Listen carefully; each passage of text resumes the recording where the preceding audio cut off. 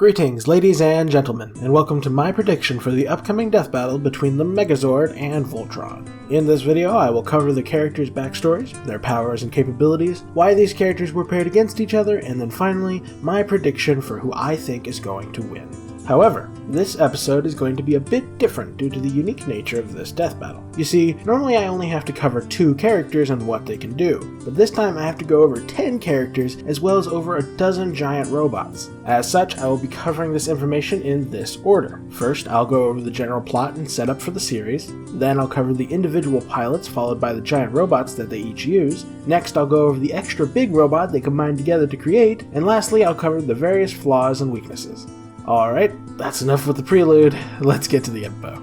First is Power Rangers. About 10,000 years ago, an epic battle was being fought between a great sage called Zordon and an evil witch called Rita Repulsa. Rita was looking to conquer the galaxy with her army of giant monsters, and Zordon was out to stop her. Their battle ended in a bit of a draw when Rita cast Zordon into a time warp, while Zordon trapped Rita in a magical urn-shaped space dumpster. Being cast into that time warp left Zordon trapped between dimensions. However, he had planned for this eventuality and as such had set up a command center on Earth manned by his robot buddy Alpha 5. Via this command center, Zordon was able to stay in contact with reality in the form of a giant floating head in a tube. Zordon and Alpha 5 knew that there could come a day when Rita may return, so they set a plan in motion to create 5 giant dinosaur-themed robots to protect the world called Zords. Zordon hid these Zords under the Earth where they slept until such time as they were needed. Fast forward to the 1990s and that time had come. Rita had in fact escaped her prison and was looking to conquer Earth.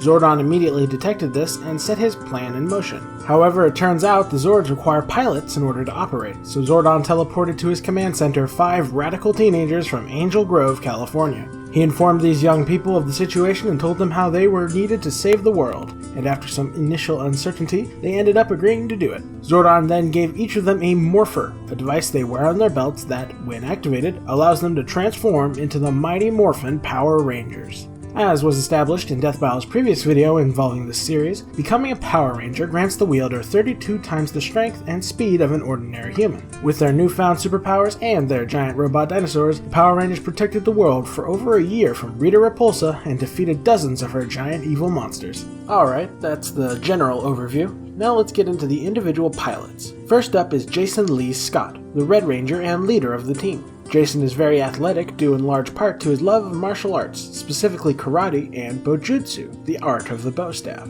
He's so skilled that even though he's still in high school, he's already teaching his own karate class. However, it is not his skill that makes Jason the leader, but rather his unwavering determination, courage, and ability to inspire others. Whenever the rest of the team is feeling down and starting to doubt themselves, it will always be Jason that boosts their spirits and rallies them together before leading them to victory. Next is Zachary Taylor, the Black Ranger. An eternally energetic and upbeat young man, Zack loves practical jokes, fighting, and dancing. In fact, he loves dancing so much that he actually invented a fighting style oriented around dance moves called hip-hop Kido. As the employer of such an unorthodox fighting style, it should come as no surprise that Zack is the one the team turns to for outside-the-box thinking. If a monster has some absurd, unknowable weakness, Zack is often the one that figures it out. Zack is a particularly close friend of Jason Scott, with them oftentimes working out together and acting as each other's sparring partner. As such, Zack quite naturally assumed the role of second in command of the Power Rangers.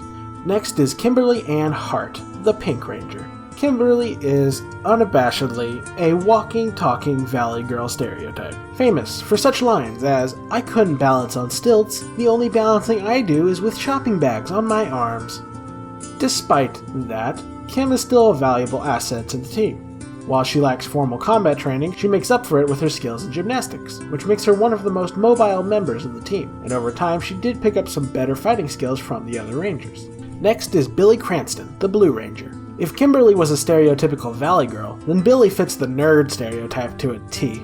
But he isn't just above average smart, he is a full-blown super genius. To quickly list some of his insane inventions, he created a set of wristwatches that function as both communicators and teleporters, he upgraded a Volkswagen Beetle to make it capable of flying at 3,000 miles per hour, and he even helped to build virtual reality technology. In its initial stages, this tech was little more advanced than the kind of virtual reality we have today. But Billy later took it to a whole new level when he built a Matrix-level simulation chamber at the Power Rangers Rangers Command Center. In this chamber, the Rangers are able to participate in simulated battles that are indistinguishable from the real thing. Through this chamber, the Rangers are able to practice dealing with a variety of potential combat scenarios, and even recreate previous battles that they feel they could have done better in and thus want another shot at. Thanks to this simulation chamber, the Rangers as a whole actually have far more combat experience than you might think, especially Billy. At the start of his story, he was a pretty mediocre fighter, as he had only very recently started taking karate. But through the help of his teammates and the simulation chamber, Billy was able to hone his fighting capabilities to a respectable level. Combine that with his incredible intellect, and Billy is an invaluable asset to the team. And last, but certainly not least, we have Trini Kwan, the Yellow Ranger. Trini is, all around, pretty great. She's very active in her community, she's outgoing and charming, but also kind and sympathetic. She's a great fighter, being quite skilled in a number of martial arts, including Mantis Kung Fu, and she's very smart, second only to Billy. In fact, she and Billy are quite close, having bonded over their shared love of science. And while Trini isn't on quite the same absurdly intelligent level as Billy, she's still quite smart, often helping Billy with his projects and translating his technical jargon into something the rest of the team can understand. In return, Trini played the biggest role in helping Billy develop as a fighter, and she also helped him learn to deal with social situations better. As a whole, Trini's calm and collected nature, her skill in fighting, and her intelligence make her a well-rounded and irreplaceable component of the Power Rangers. That's it for the pilots. Now let's get to the giant robots. First and foremost is Jason Lee Scott's Zord, the Tyrannosaurus. Standing 89 feet tall, weighing 96 tons, and capable of moving 75 miles per hour, the Tyrannosaurus is hands down the most powerful Zord on the team. It attacks foes with its powerful claws and tail, and with epic drop kicks which hit with enough force to cause giant monsters to do 3 backflips. This Zord is also capable of shooting lasers out of its eyes, and as its ultimate attack, it strikes the Earth, causing a seismic wave to travel along the ground and hitting with enough force to completely disintegrate giant monsters. Quite notably, the Tyrannosaurus is the only Zord on the team that has proven capable of defeating some giant monsters in one-on-one combat. When working as a team, the Tyrannosaurus takes point, engaging the monster directly and soaking up most of its attention while the rest of the team provides support. Next is Zachary Taylor's Zord, the Mastodon. Standing 49 feet tall, weighing 108 tons, and also capable of moving 75 miles per hour, the name of the Mastodon's game is Defense and Utility. Arguably one of the most durable Zords on the team, the main goal of the Mastodon is to get into range to fire an icy blast from its trunk that is capable of slowing down and even freezing monsters solid. When working as a team, the job of the Mastodon is to soak up some damage while freezing monsters in place so that the rest of the team can take them out. Next is Kimberly's Zord, the Pterodactyl. With an 84-foot wingspan, a weight of 84 tons, and a staggering speed of Mach 2.5 or 1,918 miles per hour, the Pterodactyl's specialty is ranged firepower and, as you may have guessed, speed. As the only Zord capable of flight, the Pterodactyl utilizes its superior mobility to the fullest by staying out of the reach of monsters while blasting them from afar with its twin lightning cannons. When working as a team, the Pterodactyl quite simply provides air support, blasting foes on the ground. Next is Billy's Zord, the Triceratops. Standing 36 feet tall, weighing 141 tons, and capable of moving 87 miles per hour, the Triceratops seeks to provide firepower and utility. This Zord can either sit back and blast foes from afar with the twin laser cannon mounted in its tail, or it can get up close and blast chains out of its horns that latch onto enemies and pull them to the ground. When working with this team, the Triceratops mainly provides ranged firepower, only utilizing its horn chains when deemed necessary. Lastly, we have Trini's Zord, the Saber-toothed Tiger. Standing 44 feet tall, weighing 141 tons, and capable of moving 93 miles per hour, the Tiger utilizes its high speed to blitz foes, dashing in, dealing damage, and then jumping back out before the enemy has time to react. The Tiger also has a powerful laser cannon built into its tail. When working as a team, the Tiger primarily focuses on providing ranged damage with its cannon and only engaging in melee combat when necessary. As a team, the Dinozords are an incredibly capable and powerful force, defeating many a giant space monster. Each and every one of them can survive dips into molten lava, and these bestial machines are so powerful that one time, when the bad guys took control of the Zords, they were able to conquer the entire planet with just the Zords. There was nothing the militaries of the world could do, and they've tried blasting the Zords to pieces with no success. But for all their power, most of the monsters they face are just too powerful for them to defeat as they are. Should that be the case, the Zords can combine together to form one massive fighting machine called the Megazord. First up is the Megazord in tank mode. Standing 79 feet tall, weighing 570 tons, and capable of moving 186 miles per hour, this form is a force of pure artillery. It is capable of launching up to 10 laser beams at once, in addition to firing powerful blasts from its twin cannons. However, for all its firepower, tank mode usually doesn't have what it takes to destroy giant monsters. Typically, it just staggers them. But this does give the Megazord the time it needs to complete its second transformation and enter battle mode.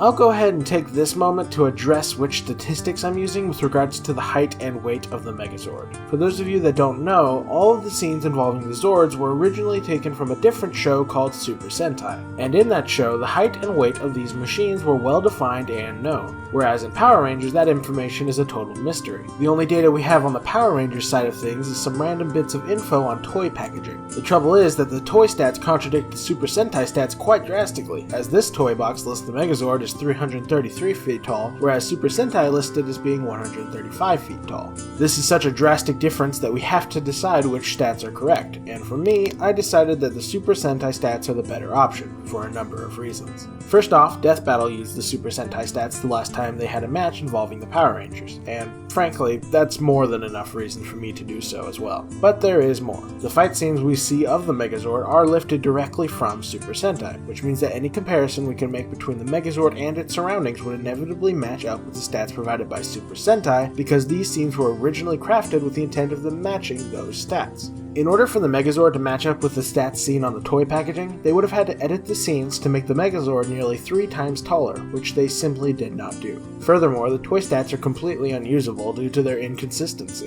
One such product actually listed the Tigerzord was taller in Tiger mode than in Warrior mode. This information is so blatantly wrong that it is shocking that such a mistake could actually slip through. In summary, the scenes involving the Megazord are designed to match the Super Sentai stats, the toy stats do not match with the reality of the Power Rangers world at all, and Death Battle used the Super Sentai stats as well. All those things together are more than enough to convince me that the Super Sentai stats are the way to go. With all that out of the way, we can now get back to discussing the Megazord in battle mode. This form still weighs 570 tons because no mass was lost, but now it stands 135 feet tall and is humanoid. This makes the Megazord far more mobile, and it also grants it the ability to summon the head of the Mastodon Zord as a shield. This form is strong enough to lift 170 tons, and it can survive everything from dips in lava to trips to the bottom of the sea. However, the best part about this form is that it grants the Power Rangers the ability to summon forth the Megazord's ultimate weapon, the Mega Power Sword. When called upon, the Power Sword will fall from the heavens and its trajectory can actually be controlled. This means that the Megazord can either call the Power Sword directly to its hand, or it can have it strike enemies on its way to the ground. With its sword in hand, the Megazord now has access to its full arsenal. While not quite as good at ranged combat as the tank mode, this form of the Megazord does still have a number of ranged options. It can shoot a powerful laser from its head, it can strike the ground and send a wave of fire towards enemies, and it can even fire its fist like a rocket. However, these all pale in comparison to the Megazord's ultimate attack, in which it does its best He-Man impression and holds its sword up in the air as it envelops it in energy before unleashing a single devastating strike that releases a wave of energy so powerful that it completely obliterates any monster unlucky enough to be hit by it. This attack isn't just good, it's actually several tiers more impressive than the Megazord itself. What I mean by this is that many a time the Megazord has been up against monsters that are just plain better than the Megazord. They are bigger, faster, and stronger, and they have a Megazord on the ropes the entire fight. But in the end, the Megazord still wins solely because it manages to pull off this attack. The fact that the Megazord can not only defeat, but completely obliterate foes that are more powerful than it is a crazy asset, and it gives the Megazord mad comeback potential. In addition to this, the Megazord also has a number of more odd abilities that I'll quickly cover. It can shoot beams out of its eyes that can freeze foes, and should it ever get trapped in goo, it can turn that goo into energy which it then absorbs. Because reasons. But most interestingly, the Megazord seems to have a sort of pseudo-healing factor. Although, since it's not alive, I guess it's not really healing, so I guess it's a repair factor. On more than one occasion, the Megazord has demonstrated that should part of it be injured, it can envelop itself in some sort of repair energy that'll fix it right up. It used this to repair its Power Sword in its battle with the Nasty Knight, and it used this to fix an allied robot in its battle with the Oysterizer. And that's just about everything the Megazord can do.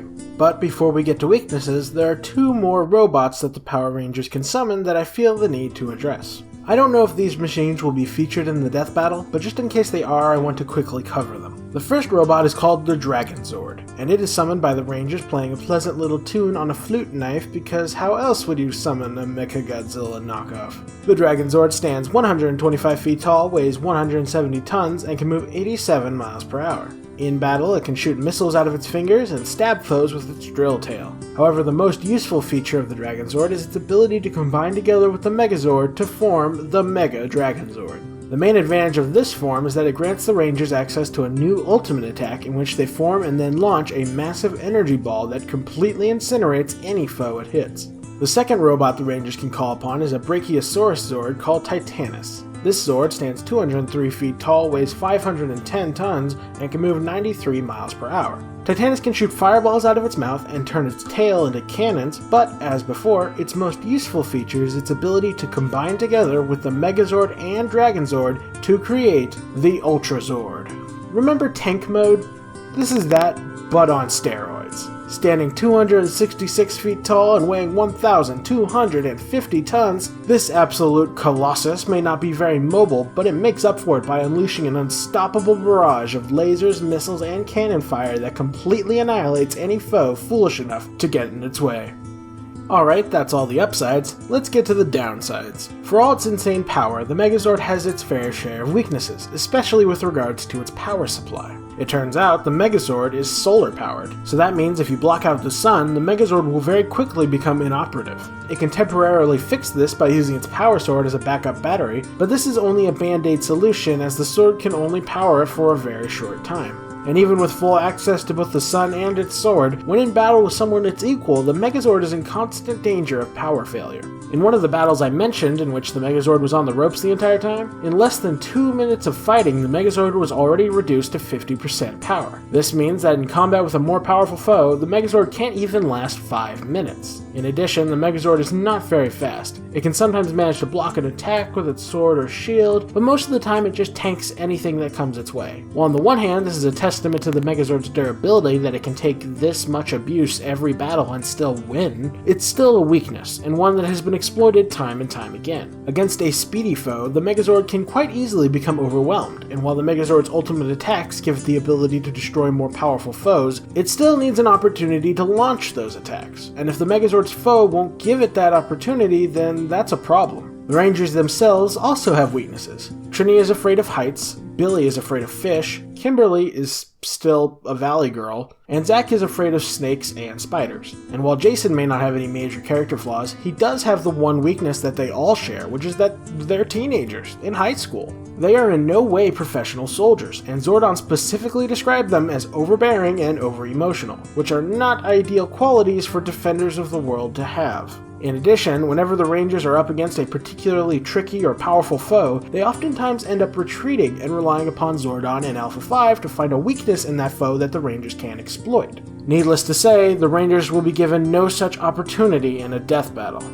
And that's pretty much everything I know about the Power Rangers. On to Voltron. In the distant future, the people of Earth would form a galactic alliance with all the good planets in the galaxy in order to defeat the evil forces of the Drool Empire. In one distant part of the known galaxies was a place called Planet Eris, and there a great mechanical warrior was created called Voltron. This mighty automaton was created with the intent of defending the universe from the evil Drool Empire, and he did a pretty good job of that until he was lured into a trap by the evil witch Hagar, who cursed Voltron, ridding him of his sentience and breaking him into 5 separate robot lines. Now the Galactic Alliance had heard tales of Voltron, but they weren't sure which parts were true, so they sent 5 specially trained space explorers to investigate. Upon arrival, they discovered that Eris had been ravaged by the Drool Empire, specifically by King Zarkon of Planet Doom. Upon investigating, they discovered that the lions were being kept hidden away by the ruler of Planet Eris, Princess Allura. From her, they found out that the 5 lions required pilots in order to operate, and they knew what they had to do. They got into the lions and used their great power to wipe the evil forces of King Zarkon from the face of Planet Eris, and in the process, they discovered that by combining their lions together, they could reform Voltron. With this power in their hands, these space explorers, now called the Voltron Force, began their never-ending quest to rid the universe of the evil Drool Empire once and for all. Now that's the general overview of the story. Let's get into the pilots. Before I get into the individuals, first I will cover just how superhuman the Voltron Force are, because they are superhuman. Hunk, the brawn of the group, proved strong enough to bend the bars of a high-tech alien prison, and Pidge, the most agile of the group, proved capable of leaping dozens of feet in the air in a single bound. And a durability feat they all share comes from when they were piloting a spaceship and it got shot down. Just before they crashed into a mountainside, they all ejected, without parachutes. They then fell literally hundreds of feet and landed without a scratch. Pidge even landed on his feet like it was nothing. In addition, they all have superhuman speed and reflexes. One time, dozens of cobras were sent after the Voltron Force while they slept, and they managed to kill all of the snakes without getting bit once. The average time it takes for a snake to complete its strike is about 55 milliseconds. For context, it takes a human 202 milliseconds to blink, so normally a snake can bite you and get out literally in the blink of an eye. But the Voltron Force actually managed to not only react in time to get out their daggers, but they actually proved capable of cutting the snakes out of the air mid-strike. Now, a professional baseball player who has their bat prepped takes about 150 milliseconds to complete their swing. So that means that even an athletic human cannot swing a melee weapon faster than a snake can bite. And the Voltron Force were caught off guard by the snakes and had to actually pull out their daggers and then swing. So in order for them to avoid getting bitten, they would have had to have been moving fast enough to pull out their daggers and then cut the snakes out of the air all in less than 55 milliseconds. With that in mind, the Voltron Force must be able to move and react at bare minimum 3 times faster than a normal human. And that's just for dealing with one snake. Since there were literally dozens of snakes, it is probable that they are even faster. Alright, that's all the superhuman stuff I found about the Voltron Force. Let's get to the individual pilots. First up is Commander Keith Kogane, the leader of the Voltron Force. Keith was born to be a soldier. Before scoring the highest marks ever recorded on the Space Explorer exam, Keith graduated from a military academy at the age of 21 and was immediately assigned to command. Keith is an incredibly capable strategist and soldier, oftentimes planning out battle strategies in the war room before spearheading them on the battlefield himself. Keith planned out and then executed 27 missions against the Drool Empire before taking on the Voltron mission.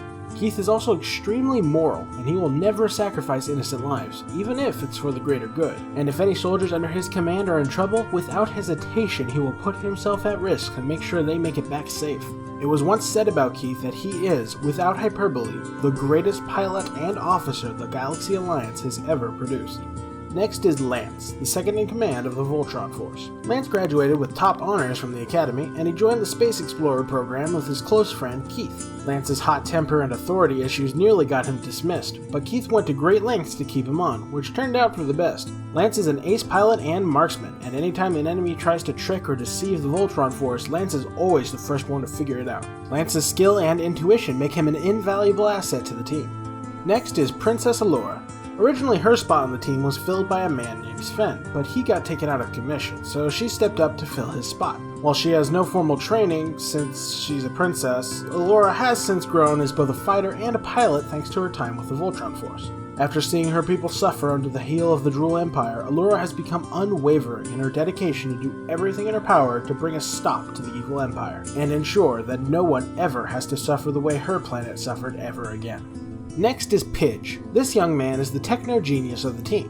He graduated from the Academy at the age of 17, and this achievement is largely attributed to his rigorous training he underwent on his home planet of Balto. It was there that he learned a combination of science and martial arts that everyone on his planet learns, called techno-ninjutsu. This makes him incredibly dangerous in a fight, and his genius intellect make him one of the few people actually capable of upgrading Voltron. Between his genius and skill, Pidge has contributed extensively both to the Voltron Force and to the galaxy. Last but not least is Hunk.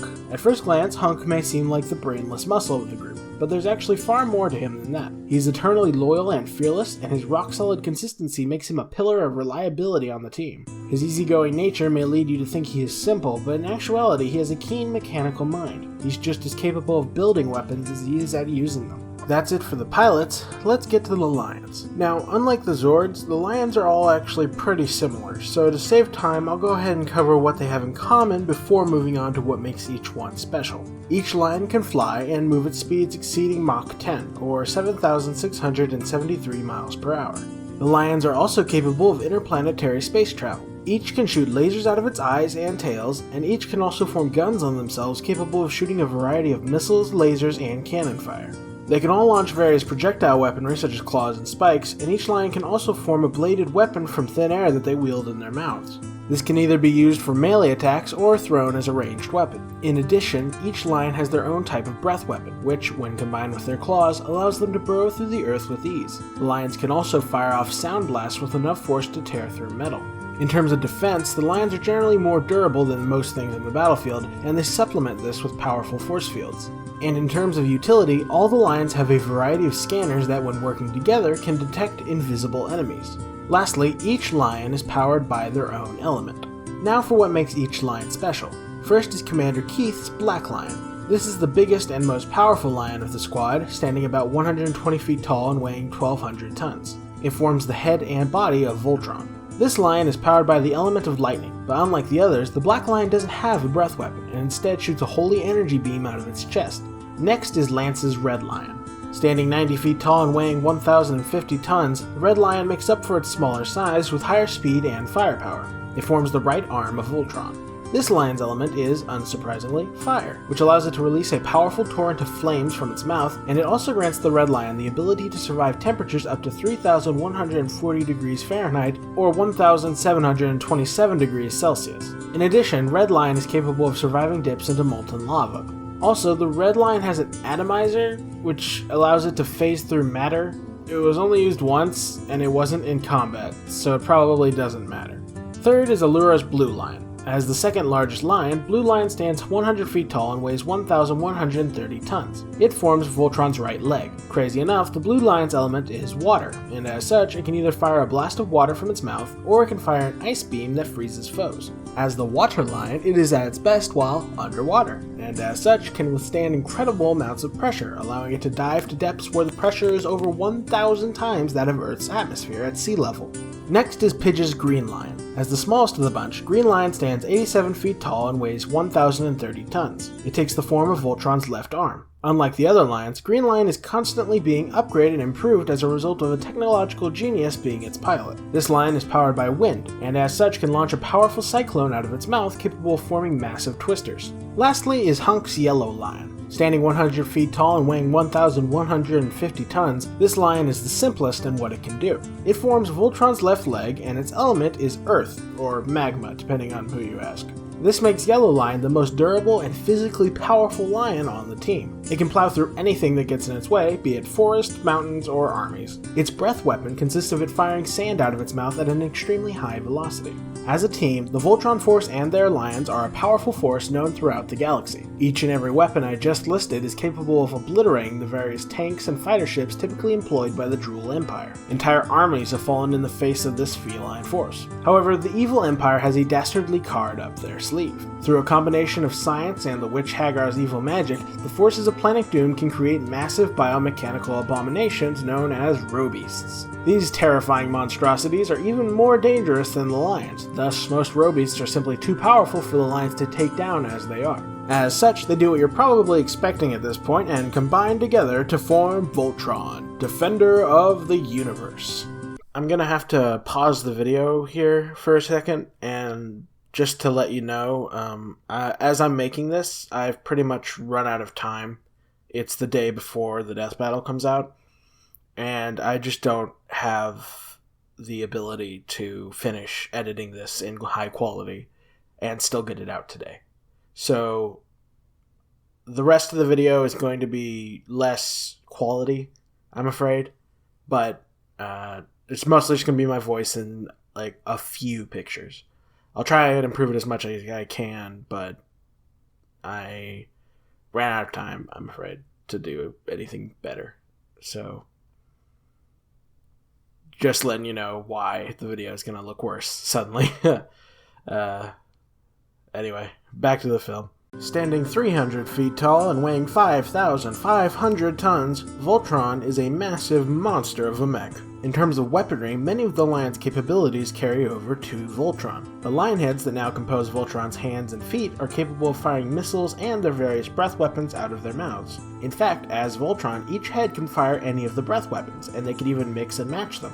For example, they can combine fire and wind to make a fiery cyclone. All of the force fields the Lions had now combined together into one extra powerful force field. Voltron continues to be able to shoot lasers out of his eyes, fly, travel through space, and move at Mach 10 speeds. However, it's in the new weapons he gains access to that the real power rests.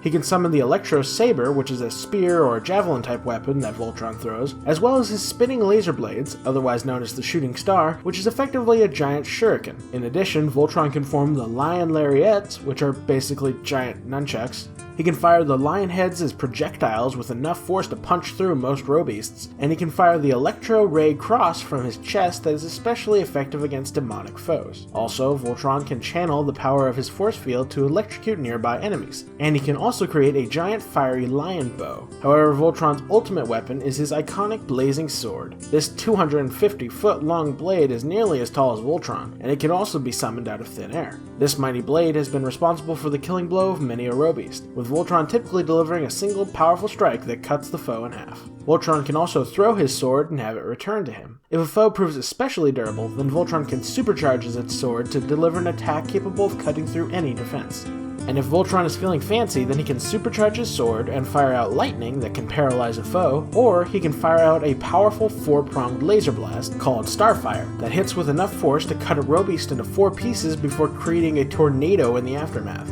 And to quickly address his more unique abilities, he can superheat himself to the point that he can melt through chains, and Allura can do some convoluted nonsense with her Lion's ignition key that somehow repairs Voltron's sword should it be damaged. Alright, now for weaknesses. While energy-based attacks have proven to be ineffective against Voltron due to his force fields, physical attacks have proven very effective. Any robeast with a melee weapon, or even just their bare fists, has proven capable of damaging Voltron, and they are all more than capable of destroying him if given the chance. In addition, sufficiently powerful attacks can knock off Voltron's various parts, as in one situation when Voltron was practicing dodging, a single missile slipped through and that was enough to knock his leg off. And while Voltron's force fields are impressive, they can still be broken through, and should he take too much physical damage, Voltron's power will quickly drain, which weakens his force fields even further. Armor-penetrating attacks are especially effective, and Voltron has no way to repair himself mid-battle, so any damage he takes is gonna stick. Another flaw is that while Voltron gains some of the traits of the individual lions, he misses out on others, specifically the ones involving durability. The yellow lion's extra durability only extends to itself, and since it doesn't make up the main body of Voltron, that durability pretty much gets wasted. And whereas the red lion can withstand temperatures over 3,000 degrees Fahrenheit, Voltron as a whole can only withstand 1,000 degrees Fahrenheit before experiencing power drain and mechanical malfunctions. And whereas the blue lion can operate in depths that apply 1,000 atmospheres of pressure, Voltron can only operate in depths that apply about 182 atmospheres of pressure before he starts experiencing ruptures, which actually means Voltron can withstand less pressure than many modern submarines. And the pilots have some flaws as well. Lance's hot-headed nature has led to him butting heads with Keith on more than one occasion. Hunk often prefers more aggressive strategies, even when it's not ideal, which has led to him making very dangerous mistakes in the past. Pidge may be a genius, but he's also the youngest on the team, which means he can be a bit naive and even reckless at times. And Allura is just straight up a princess. She had 0 combat experience before she joined the Voltron force, and while she's done an admirable job, she still plays the role of damsel in distress a lot. And something of note is that when the Voltron force fails, they fail hardcore.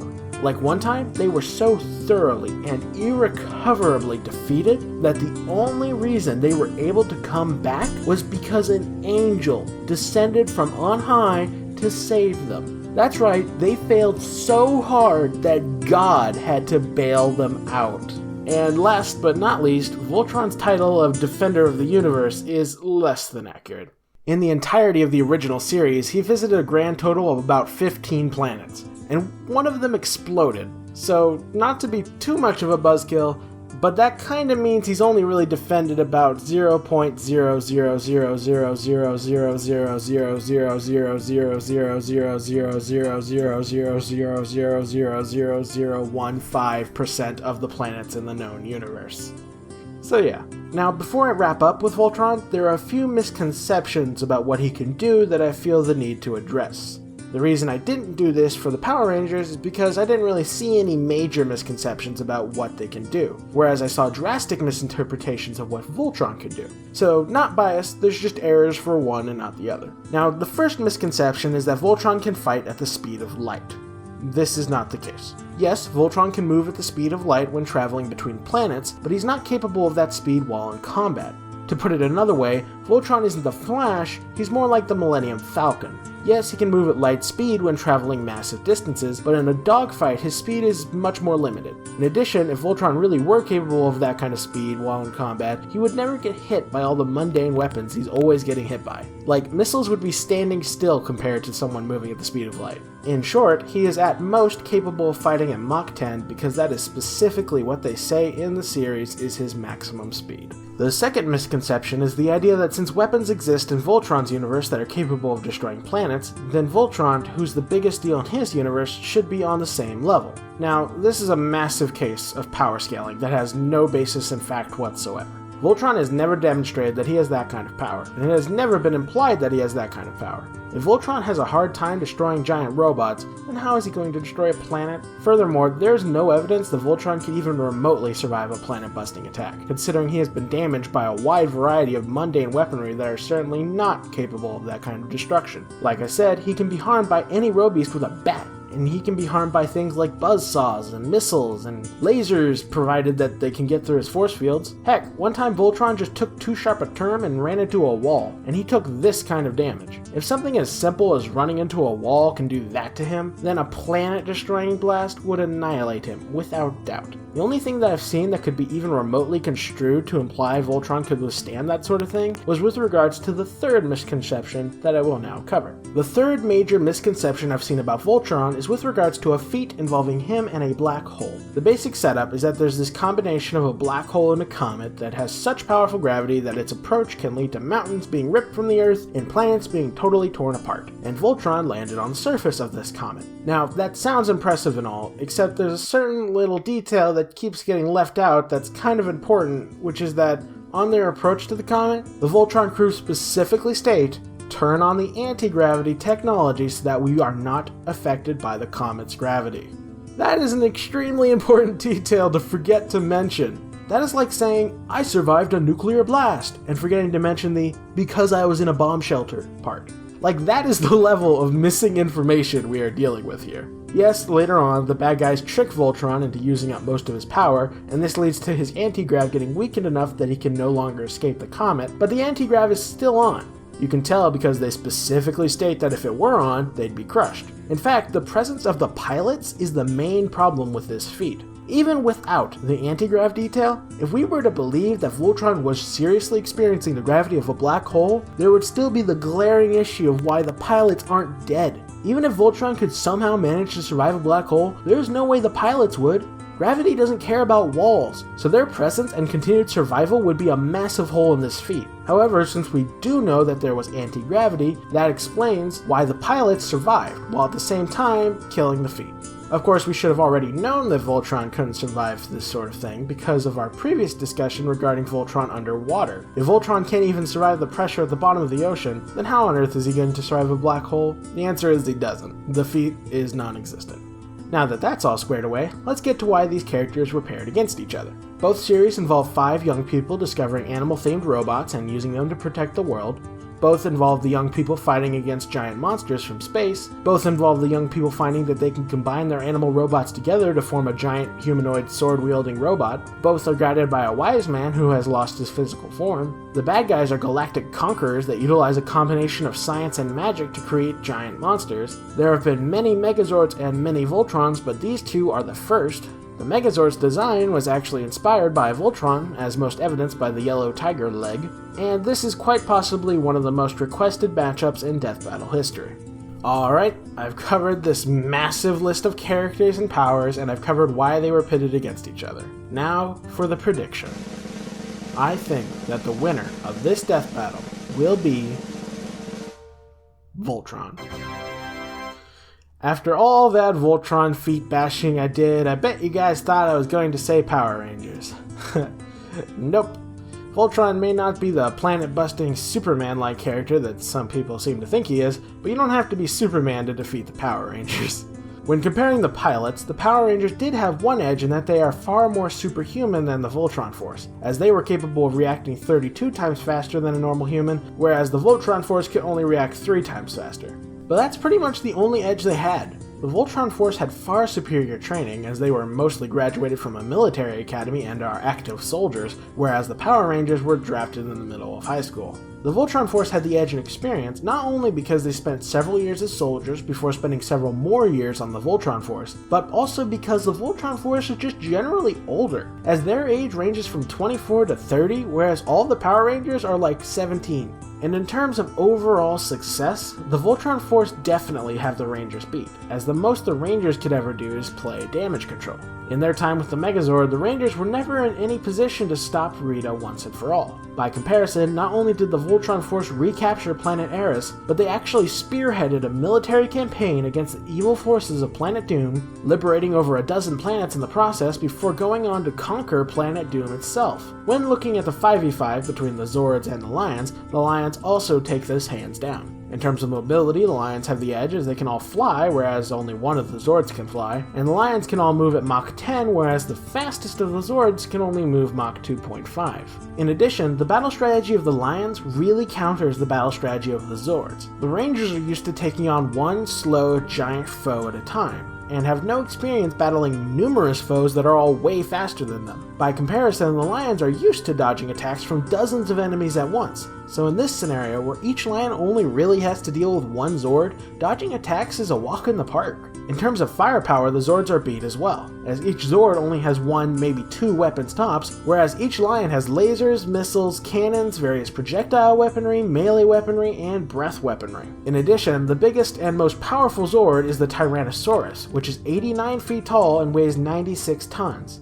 Whereas the smallest and lightest of the Lions is 87 feet tall and weighs 1,030 tons. So as a whole, in the Zords vs. Lions matchup, the Zords are just outclassed. They would inevitably have to rely upon the Megazord to stand any chance at all. With regards to Megazord vs. Voltron, Voltron is just in a whole other weight class, both figuratively and literally. The Megazord stands 135 feet tall and weighs 570 tons, whereas Voltron stands 300 feet tall and weighs 5,500 tons. That means Voltron is nearly 3 times the height and 10 times the weight of the Megazord. The Megazord did have the edge in terms of durability, as the Megazord can tank dozens of physical attacks without actually suffering structural damage, whereas any physical attacks that land on Voltron can do serious damage. In addition, the Megazord can repair itself mid-battle, whereas Voltron cannot. However, in every other category, Voltron takes the cake. In terms of strength, the most impressive feat the Megazord has is when it lifted and threw the Dragon Zord, which weighs 170 tons, whereas Voltron can lift, throw, and punt Robeasts weighing as much as 4,000 tons. In terms of speed and mobility, Voltron can move Mach 10 and fly, whereas the Megazord is pretty slow and is grounded. In terms of ranged weaponry, Voltron has the edge both due to him having more weapons, but also due to him having more powerful weapons. Voltron's Flame Breath is enough to lift a 4,000-ton Robeast up into the air. If Voltron's breath weapon hit with enough force to lift 4,000 tons, then if that hits the Megazord, it's gonna send it flying. But what this matchup really boils down to is whether or not the Megazord can successfully pull off one of its ultimate attacks. These attacks have demonstrated that they can completely obliterate foes that are more powerful than the Megazord, so I am more than willing to believe that they could seriously damage, if not outright destroy, Voltron if given the chance. However, the Megazord needs to be given the opportunity to launch these attacks, and foes that are far less impressive than Voltron have proven capable of overwhelming the Megazord to the point that it just can't. And even if the Megazord were to pull off the ultimate attacks, Voltron is more than fast enough to dodge them. In the end, Voltron's superior size, strength, speed, firepower, versatility, mobility, skill, and experience give him the tools he needs to take down the Megazord. As for the ending pun, I'm maybe thinking something like, looks like the dinosaurs are extinct. That was the best one. That was the best one I could think of. I really couldn't think of anything else. Oh, man. Alright. Sorry the rest of this video was so crappy. I tried my best. I just didn't have enough time. Oh well, I hope you enjoyed anyway. Like if you enjoyed the video, comment if you have something to say, subscribe if you want to see more, and as always, have a fantastic day.